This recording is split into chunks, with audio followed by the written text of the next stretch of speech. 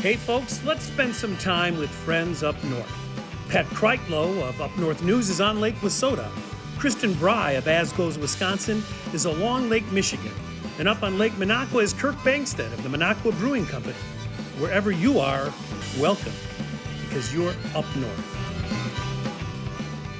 You certainly are. Welcome to the cabin. You've made it up north. Nice to have you here. I'm Pat Kreitlow, managing editor of Up North News, WI.com. And I'm Kristin Bry, and you can find my short political comedy videos at As Goes Wisconsin. And I'm Kirk Bangstead from the Minocqua Brewing Company. Now, we join you live every Wednesday evening at 7 on Devil Radio News Talk 92.7 and play it back over the weekend. And we post it over at upnorthpodcast.com. Our email address is info@upnorthpodcast.com. And our guest in our second half hour is Representative Evan Goyke, a Democratic member of the legislature's Joint Finance Committee, to give us an update on what's happening with the state budget process and how what Governor Evers proposed is being thrown into the wood chipper, no different than one of the closing scenes near the end of the movie Fargo. But we will start with the pandemic. There is good news about the pandemic. There's bad news about the pandemic. The bad news deals with cases that are still happening, despite so many people doing the right things, because so many people still insist on doing the dumb things. Hospitalizations for COVID-19 are only up in one part of the state, and that's up north. But all that bad news can wait. We need to start with good news, because as some of the smart folks get vaccinated and more bars and restaurants and other places stay careful with safeguards, guess what's back, everybody? Oh, yeah. We thought we'd go for a twin spin Cool in the Gang between Ladies' Night and Celebration, just to commemorate the fact that, according to my social media feed, Kristin Bry has brought back Ladies' Night. Congratulations, Wisconsin. It's back. Yeah, it was risky to, post that picture. It's always like as things open up, what pictures you can post on social media of you starting to live life normally post-vaccination. But I got no negative feedback as far as that doesn't look safe. But I organized, one of the things I've always liked doing in the many cities I've lived in is basically collecting amazing women and making them be friends with me, and then bringing them all together for potlucks or dinners. And I've been lucky enough to already, despite moving into Milwaukee in October, already met a lot of great women. And so we went to the women's only night at Shaker's Cigar Bar in Milwaukee. It was lovely. We had a great time. There was very generous pours of wine, which is why I'm okay not celebrating Cinco de Mayo today, because it was an eventful Monday night. Let's just put it that way. Started earlier. Well, did you smoke some cigars, Kristin? I was going to ask the same thing. We did not. None of the girls smoked cigars that night. I have been to this establishment and smoked cigars. I never can finish a cigar on my own, I will say that, but like a couple puffs off a cigar. I love a good cigar, but I always wake up and I feel like my teeth are in like sweaters in the morning. That's my one issue with them. Yeah. I mean, they're definitely, it's still, I still don't think they're good for you, but But you know what, like Ladies' Night itself, there's plenty of things that are fun in the moment. And, what do we always say? Too much ha-ha leads to boo-hoo. So, Did we always say that, Pat? Or no, say that? I don't think I've ever said that. For all the many years that we've been doing this show together, we have said that repeatedly. First he throws out the disco, then he throws out the dad joke. That's like a 1-2 punch there, Pat. Way to go, man. That part of the dad joke things that I got to see both of my daughters the past 2 weekends. The one now lives in Texas and the other in New York. And the daughter from New York came out this past weekend for a family wedding. And while the daughter in Texas has 2 boys, 14 and 7, my younger daughter has a boy who's 2 years old. And at one point after the wedding festivities were done, again, very limited, very, everybody was very safe and everything. But we then went to Mall of America, and I held that 2 year. I was not letting Teddy go.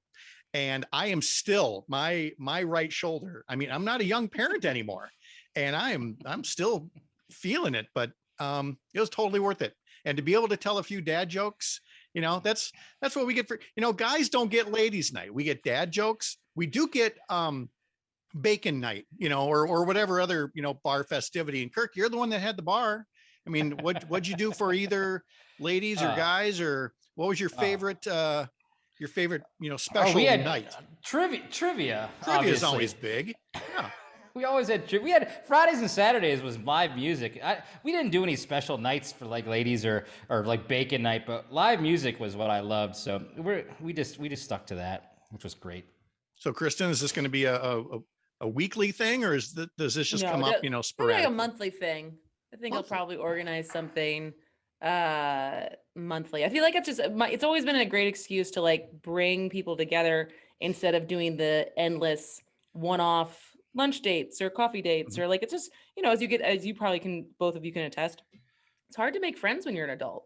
Like when you're like, more so as an empty nester, I've learned. Yes. Empty nester, once you start having kids, it's like, and so it's like the week fills up, the what you have to do, like your obligations.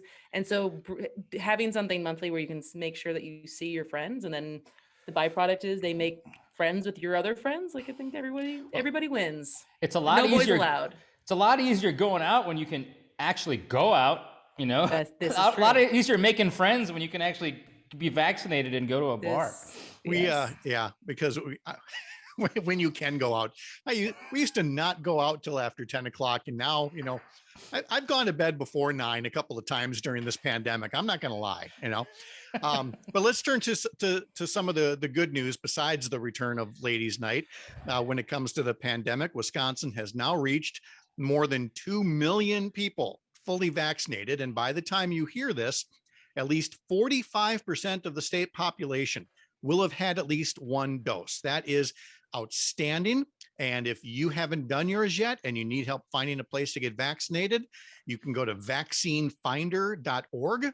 Or a neat trick I learned was that you can text your zip code to 438-829, and you'll get a text message back of all the places where you can get the vaccine. Now, unfortunately, while 45% getting at least one dose is good, to get, herd immunity, or I like the way somebody else put it, community immunity, because who wants to be a herd, right? To get that, it means a lot of folks are going to have to get vaccinated who haven't done so yet. And that hesitancy means it's taking longer to see a significant slowdown in coronavirus infections, hospitalizations, and deaths. We're seeing hospitalizations up north back to levels last seen in September. And we reported Wednesday over at upnorthnewswi.com, that slowdown has meant anywhere from 1,000 to 2,000 doses per week are being wasted, because once a vial is open somewhere, there's only so much time to give it to folks before it can spoil. And there's more. Even as lacrosse schools are dealing with a surge in cases, primarily due to close contact outside of school, the school board in Waukesha voted Tuesday to ignore CDC guidelines and no longer require quarantining of those who have been confirmed to have been in close contact with someone recently infected. And then there's the whole pandemic politics, Kirk. It seems like we can't get everybody on the same page.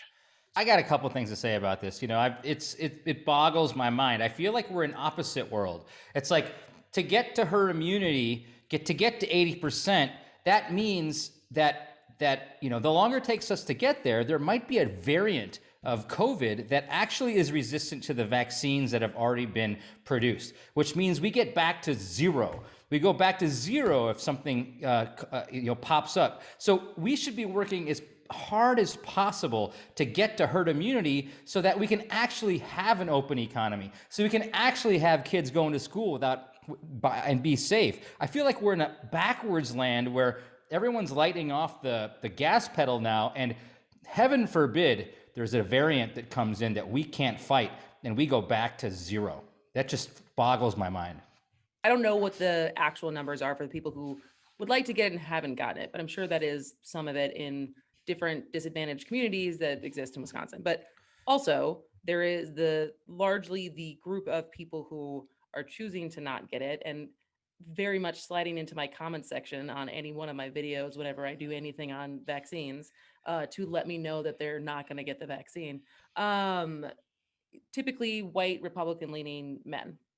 And I recently was reading about the little research that's been done of like, how do you actually change people's minds?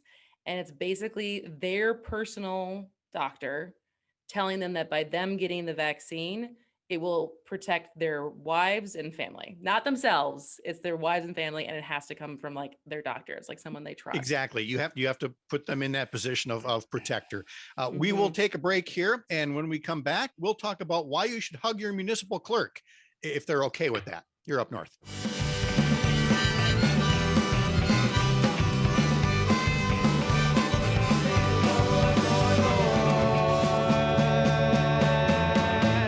Let me die. The Up North podcast is a small group endeavor, not unlike the middle school science projects where you all stare at each other and say, I don't know, what do you want to do? And then we finally hunker down and we get the work done. But along with the fun and the chatter, we get to talk about our day jobs, starting this week with what Kristin Bry has been doing to accidentally educate you over at As Goes Wisconsin. So yes, As Goes Wisconsin I produce a daily series of social media videos that combine basically all things Wisconsin, whether it's history, sports, politics, but I try to break it down with a comedic twist in videos that are less 60 seconds or less. So whether you find yourself checking Facebook, Instagram, Twitter, or TikTok the most, you can find my videos, all of them, at As Goes Wisconsin. And before we get to Kirk's update on Minocqua Brewing, let's insert a related news headline.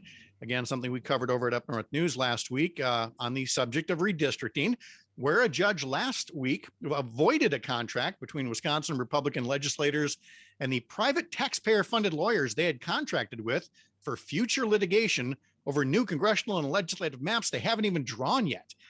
This is something that happened a few months back. The Milwaukee Journal-Sentinel reported that the Republicans had committed to spending $1 million or more in public funds to defend likely legal challenges to whatever they eventually created. But a judge ruled that Assembly Speaker Robin Vos and Senate Republican leader Devin LeMahieu did not have the power and canceled those contracts, all of which could have been avoided if Vos, LeMahieu, and other Republicans in the legislature would move toward nonpartisan fair maps rather than continuing to weaponize a tool that's designed to ensure that everyone's vote has an equal chance to count, which leads us to Kirk, who's doing a little bit of that with every little bit of a dollar used to buy what's brewing these days with you, Kirk. So yeah, Pat, every beer that we sell, 5% of the profits of that beer goes directly to fight gerrymandering. So like you said, we need to fight these guys in courts. We just beat them in the courts for spending taxpayer dollars on rigging the maps or trying to rig the maps, but we also got to fight them on the ground too. We got to fight them at a grassroots level. So what we're doing is we've hired through Citizens Action of Wisconsin community organizers to call voters in big cities up north like Hudson, Wausau, and Rhinelander to tell them that the Republican Party is cheating and that they need to keep calling them and demand fair maps. So 5% of all the beer that we sell, 5% of the merch that we sell, and anything that you donate directly to our super PAC will go for that fight. So if you want to learn more about any of that stuff, go to www.minocquabrewingcompany.com. And I'm Pat Kreitlow here to remind you that the Up North podcast is an independent endeavor, not part of the place that I'm proud to call my professional home, Up North News. If you haven't made us part of your daily information diet, it is time to dial us up. It's a no-nonsense digital newsroom specializing in covering the leaders and newsmakers whose actions have a direct impact up north. Anywhere, whether you live in the 53158, the 53811, the 54246, and the 54880. And yeah, I looked at the four corners of Wisconsin on a zip code map. I'm not sorry. Our reporters do not speak in newsroomese or in political gibberish. We translate those things for you so that you know what's happening among those shiny marble columns in Madison and Washington. So find us on the face page, the Insta thing, or on your Twitter machine by searching for Up North News WI. Don't forget the WI.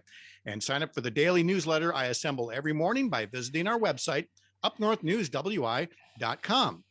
We also want to thank Double Radio News Talk 92.7, where we air live on Wednesdays at 7 p.m. And we remind you again, email us at info@upnorthpodcast.com.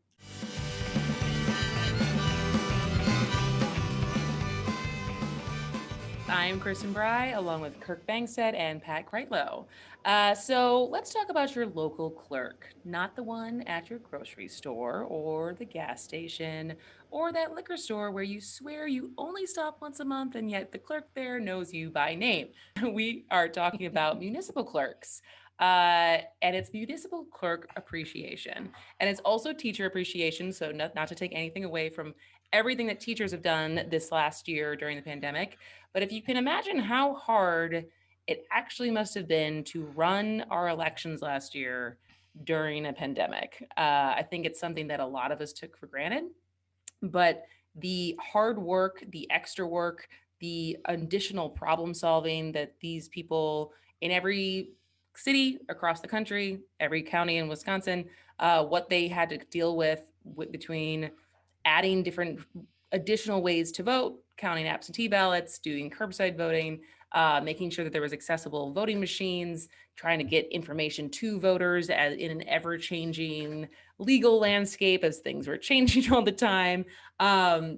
So it's just to really, these are people who do not get much credit for how much they protect our democracy and all of our ability to vote. And I think there was actually just some story about an election that was like a group of right-leaning people tried to run without the expertise of knowing how to run an election, and it did not go well. So these people are experts in what they do and do not get enough credit. So this is my ask for anyone who's listening, to look up, if you don't know who your municipal clerk is, totally fine. I think it's, like I said, a thankless job and a nameless job often.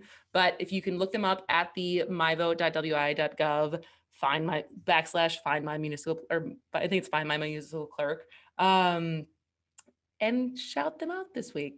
Well, Say because thanks. they are the ones who have kept our elections secure. They are secure. They are fair. Court challenges, recounts, whatever has happened has proven that time and time again, we have about 1,850 amazing municipal clerks.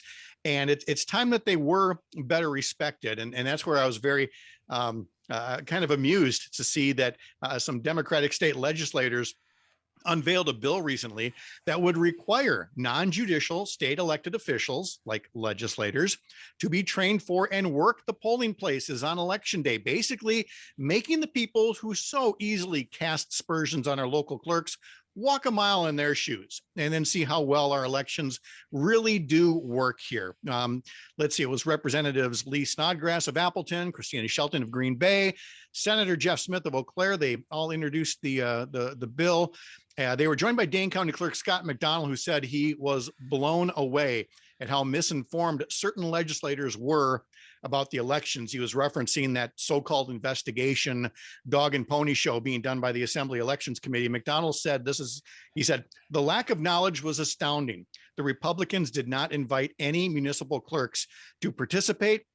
He said their bill would provide knowledge of the day-to-day operations of how an election actually works, something McDonald said would be, really helpful. And that's what I really like about the bill. It continues a trend that's gaining strength, and rightly so, that we call out BS about something as critical as, democracy. January 6th was a real thing. And also the thing that was real was the results of the vote last November. And the people who continue to perpetuate the lie that something was wrong with it ought to be reminded of it constantly. It wasn't some cute political move. It isn't something to shrug off. And it starts right away with our municipal clerks, which, Kirk, I'm sure you've met one or two in your time voting as a candidate. At the end of the day, people are not shady. I mean, nobody wants to be a municipal clerk unless you really want to help your town, because it's hard work, it's thankless work, and we're crapping all over, or at least the Republicans just took a dump on these guys during the elections, and it was so sad to watch because everyone knows. I've seen my clerk. I mean, small town people know who their clerks are. They're not trying to pull the wool over anybody's eyes. They're just trying to do a good job and try not to get in the headlines, which unfortunately they were put in the spotlight on this last election. And one of the things they really did was make voting more accessible while still secure through drop boxes and through curbside voting and through in-person early voting and, of course, absentee voting by mail. And those are all the things that are being attacked right now.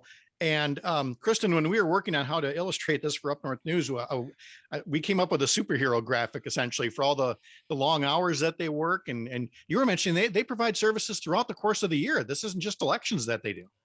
Oh yeah, I mean, someone actually in the video that I put out today, I think I wrote this. Let me see if I can find it quickly. But they illustrated even better. This was a comment that I got, said, quote, "Counting and verifying thousands of absentee ballots is no joke. Running an election during a pandemic while still handling routine tasks like promising permits and license applications, creating committee agendas, maintaining meeting minutes, witnessing agreements and council actions, and all of the other tasks municipal clerks handle is a big deal and a lot of work. Municipal clerks are pretty amazing." Because I think that's the thing. It's like they do a lot of things that the average They do. person, we don't, yeah, like The they help legislators run. get all the attention, and these are the ones that are actually doing the work. But let's pause right here, because now that I've insulted legislators, when we come back to the cabin, State Representative Evan Goyke and some Civics 101 on why the state budget matters. And later, cheeseheads and chuckleheads, you are up north.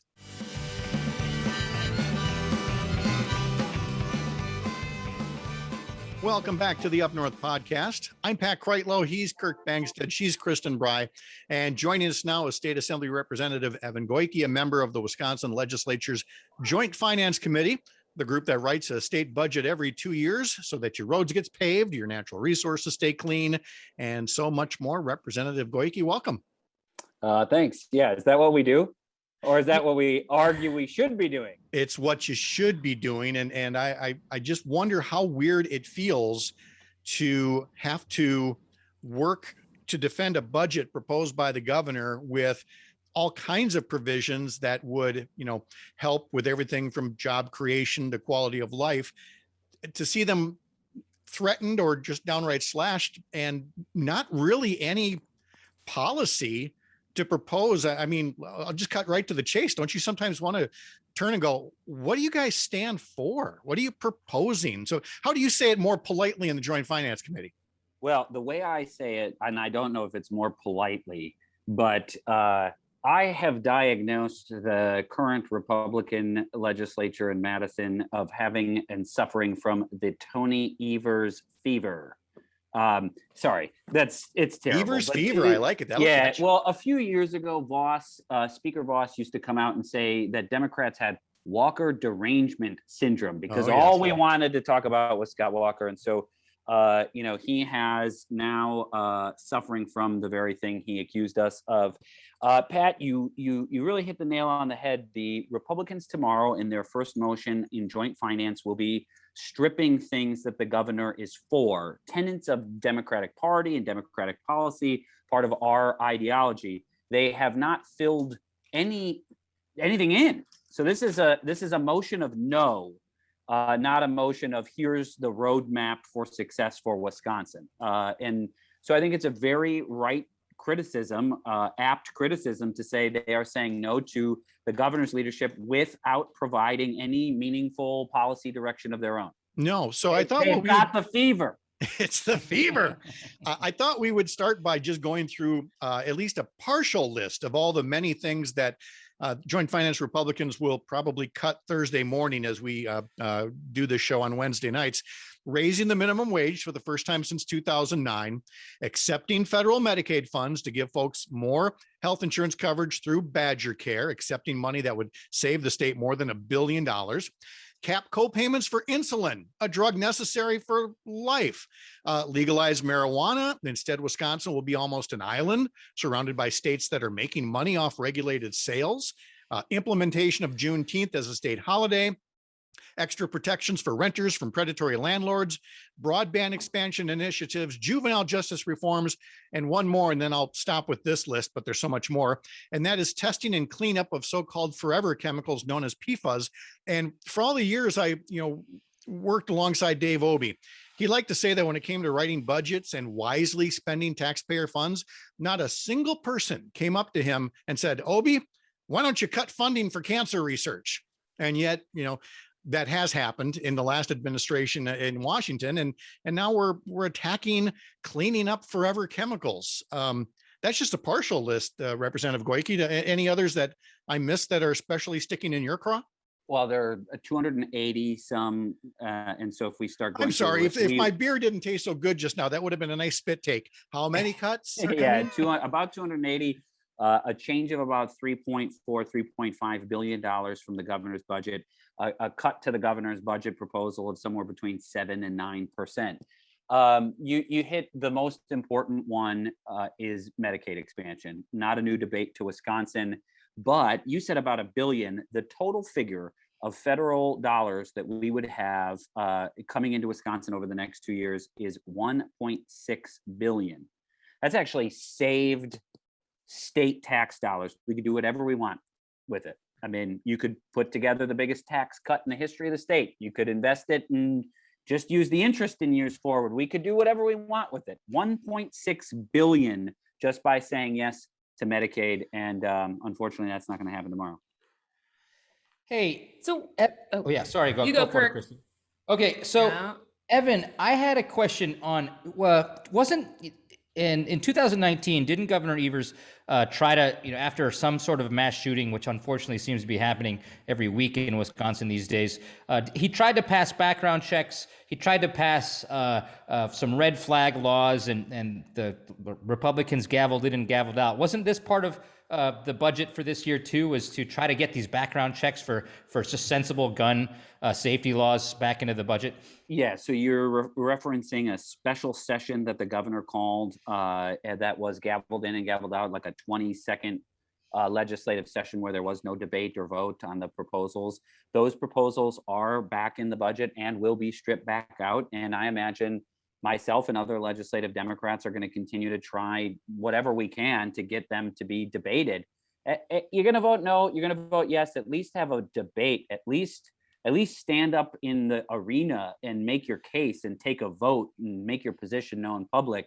These procedures that Republicans have done over the years have really even prevented the debate from taking place. Yeah, and Evan, I just, I'm focusing on that because I'm still kind of shaking from what happened in Green Bay, or the Oneida Casino in Green Bay last week. And I think 2 weeks before, there's another mass shooting in Kenosha or Racine. It's like an epidemic in Wisconsin, and 81% of people in Wisconsin think we should, reinforce our background checks, which includes background checks on online gun sales, background checks at gun shows, things that aren't happening right now. And that's not some made up poll there, Kirk. That's the Marquette poll. That's the base poll, around the state. 8 out of 10 people, or at least, anywhere from 70 to 80%.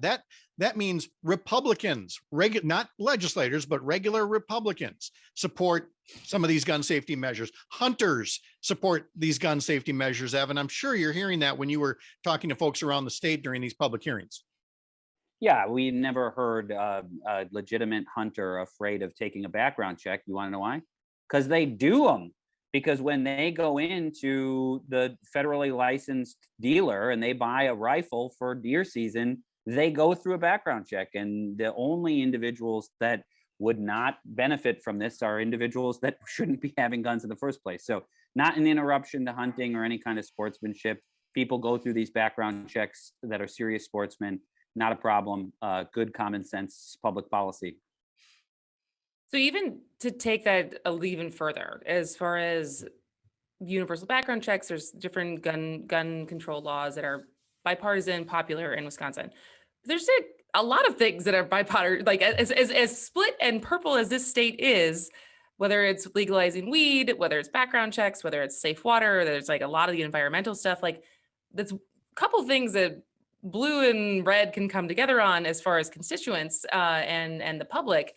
And so and obviously you don't work in their offices, so you can't speak for them, but I'm consistently surprised at things that it feels like there is voting that is not actually representative of their district and the people that they represent, including their Republican constituents.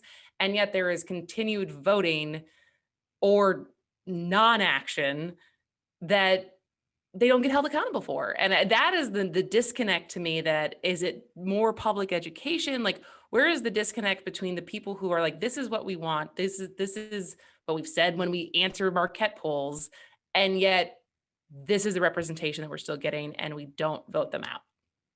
So, well, at the core of that is at least something we could do about. At the core of that is our gerrymander, and that actually is also a piece of the budget that's also going to be likely removed tomorrow. A provision of the budget would require the legislature to adopt the People's Map Commission, which has been a commission going around the state and seeking input from every congressional district.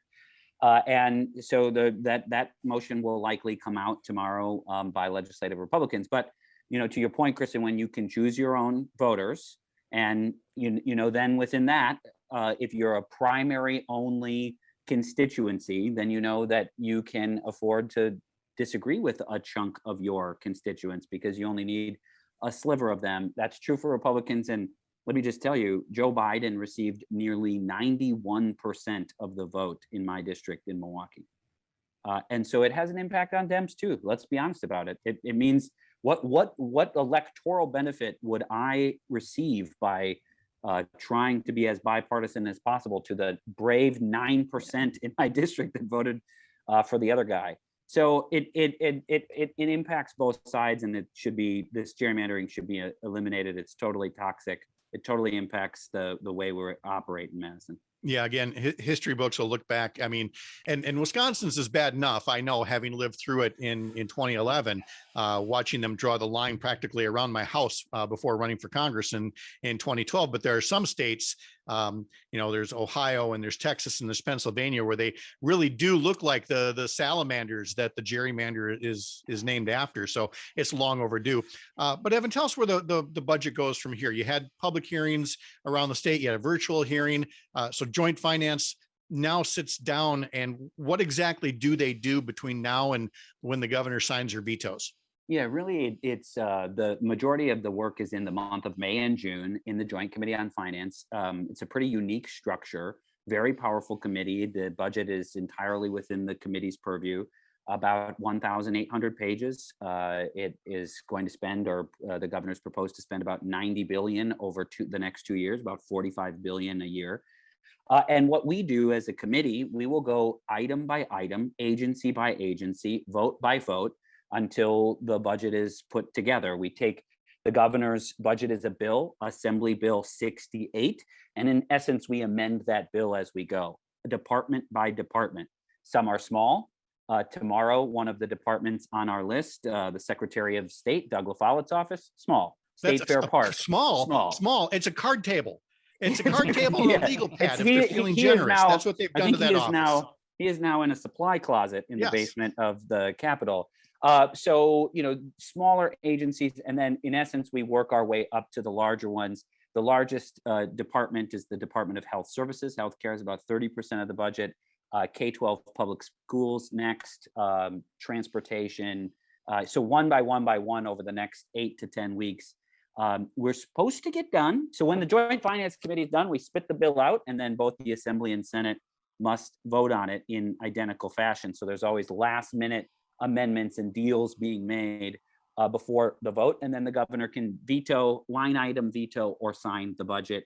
That's all supposed to happen from this conversation before July 1, which is the beginning of our next fiscal year, July 1, 2021, which is when this budget will take effect. And I would bet you a beer we do not get the budget done by July 1.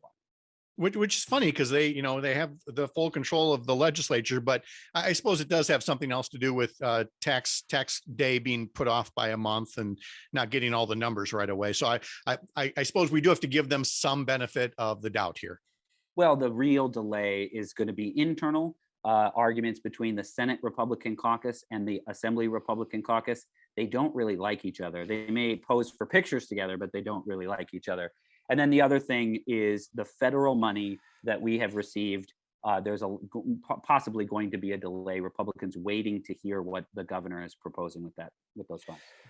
Hey, Evan, I had one more question for you, because this is the Up North podcast, and PFAS is such a big issue up north. Why are they trying to gut this? I mean, what possible reason would they not want to, have clean water or protect clean water, especially for Rhinelander, where a lot of us are?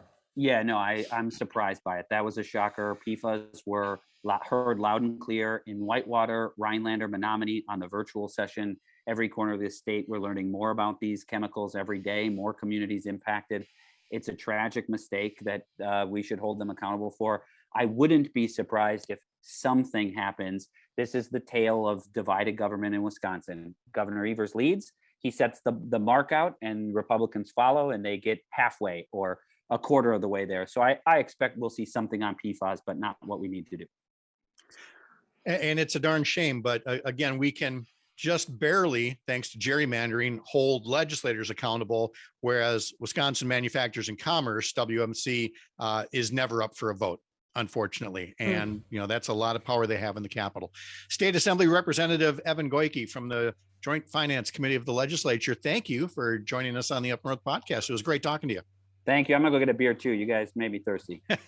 Well, you should. You deserve one, brother. Yeah. Go for it, man. Take care now. Take We will care. take a break here, and we will do Cheeseheads and Chuckleheads in just a moment. You're Up North. You always said I was a better person. Welcome back to the Up North podcast. I'm Kirk Bankstead, and along with me are Pat Kreitlow and Kristin Bry. And for those of you who catch the video portion of this over at upnorthpodcast.com, you'll notice that Kirk finally has invested serious money in a virtual background. That is a lovely rainbow over Lake Minocqua that you've got behind you there, It's sir. real. It's real over Lake Minocqua. It just might not be exactly happening right now. No. And Kristin, we at some point need to identify the bar where we can find you at on Wednesday nights I know. based on your virtual background.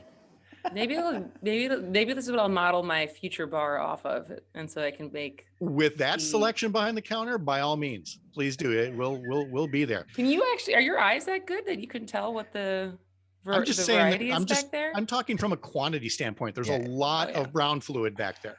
Plentiful. Time for Cheeseheads and Chuckleheads before we get too deep into that topic.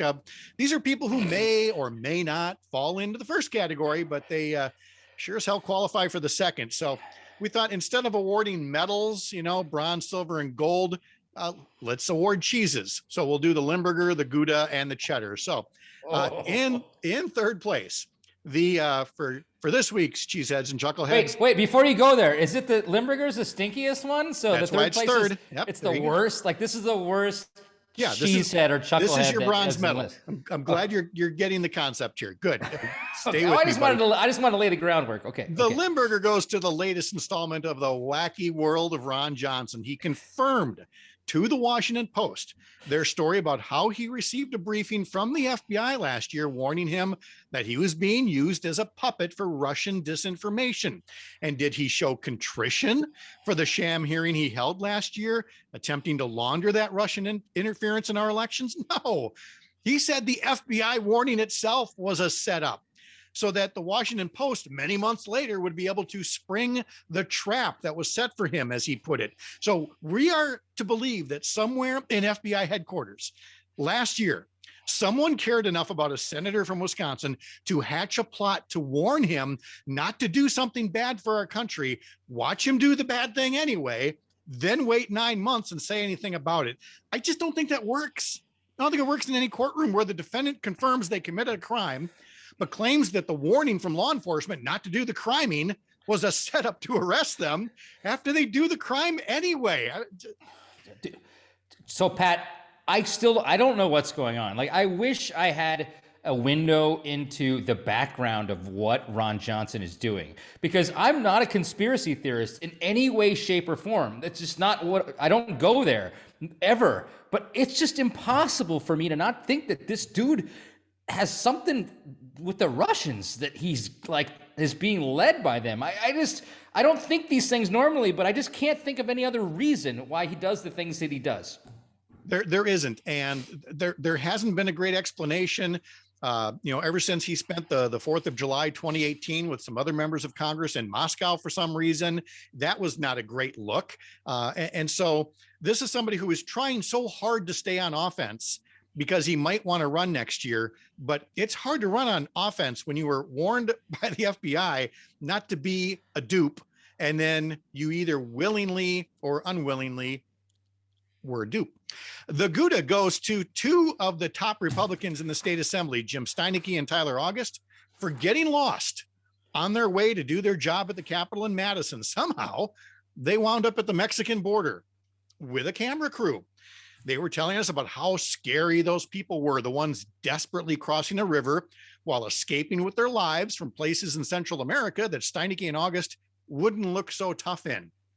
Now, the chances are the photo op was covered by donor funds, but just knowing that some of their taxpayer-funded salary went to whatever amount of time they took for the trip reminds us that the southern border enforcement they'd be effective at involves keeping the bears from stealing victories at Lambeau. There is really no reason for them to be there. And I was in South Texas a couple of weeks back, and I don't see where a Wisconsin legislator was really going to get much done there, unless, of course, you brought a camera crew. All right, that leads us to our Cheddar Award. Aaron Rodgers, definitely a cheesehead, and he's caused a real debate about whether he's a chucklehead. Don't go there, is it Pat. the front office that's full of Don't go there. I love him. I love the man. Leave it to Kristin and Kirk. Aaron Rodgers, chucklehead or just a cheesehead? Kristin. I'm very split on all of this. I just feel like it's honestly, I feel like I have a lot of fun with the sports parts of like all of this. And so, but the drama of how much this will actually affect our lives, I'm kind of like, oh God, okay. I don't know. I think he's being a diva. I think they're all divas. I think watching The Last Dance and who Michael Jordan is as a person, despite him being a great basketball player, not a great guy. Like, not someone I necessarily want to be friends with after watching that documentary, right? And like, I'm not saying Aaron Rodgers is that. I'm just saying that like the ego that comes along with being that talented doesn't give you a pass on like, or like we should just assume that like you are a good person. And I'm not going to take this as my own joke because I don't think I'd get away with it anyways. But you really think that he's not very okay walking away from the franchise? The guy like doesn't talk to his family. Like right. He's fine. Yep. He's gonna be fine. And so he needs the checks. He's good. Yeah, it's like if he's that stubborn and his ego is that big that like he doesn't talk to his family for whatever reason, like yeah, like maybe that's like telling about how he feels like he just felt disrespected and there's no getting over it. Kristin, which is like this eventually this day was going to come. Kirk, eventually this day was going to come. This is Aaron Rodgers we're talking about here. Like, let the guy have a little bit of leeway to talk a little bit. He doesn't like the management. Yeah, get rid of the management. Like, the dude has helped the Packers and helped Wisconsin out for 16 seasons. I mean, like, he deserves the right to throw his weight around a little bit when it comes Has to... it been 16 seasons? Yeah, 16 seasons. 16 seasons. Same like as Wisconsin Favre and same as Bart Starr, coincidentally. So, look, to wrap this up, we love our Packer quarterbacks, but let's be real. We don't always love our Packer quarterbacks. Brett Favre went from hero to diva to the Vikings to whatever reality he's operating these days. Bart Starr, legendary QB, not exactly a legendary head coach. Don Majkowski, come on, Kirk, you remember the Magic Man. Magic Man! We loved you in 89. By 91, it was over. So, why wouldn't we have drama again? It's the way of our people. So, look, whatever happens, both sides in this fight will still have a lot of money, and we will still have our football on Sundays at your favorite watering hole, win or lose. So that's a wrap for the show. The address is info@upnorthpodcast.com. For Kristin Bry and Kirk Bangstead, I'm Pat Kreitlow. See you next time up north.